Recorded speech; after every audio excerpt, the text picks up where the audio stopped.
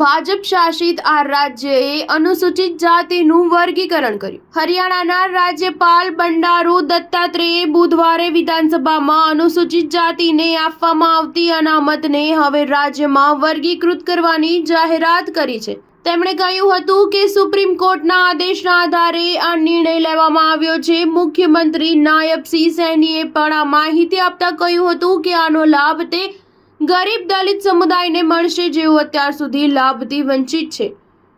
આ આદેશની વિગતવાર માહિતી હરિયાણાના મુખ્ય સચિવને વેબસાઇટ પર આપવામાં આવી છે। આ સંદર્ભે એક પરિપત્ર બહાર પાડવામાં આવ્યો છે જેમાં અનામતનો અમલ કેવી રીતે થશે અને કોને મળશે તે જણાવવામાં આવ્યું છે।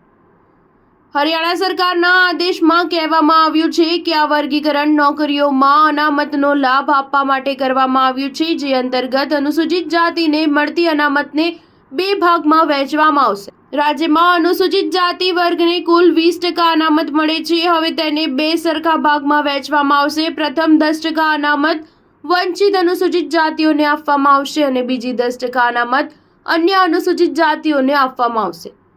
દલિત વર્ગમાં વધુ પછાત જાતિઓને 10% અનામત મળશે અને આ ક્વોટા અનુસૂચિત જાતિ માટે નક્કી કરાયેલા કુલ 20% ક્વોટામાંથી જ આપવામાં આવશે।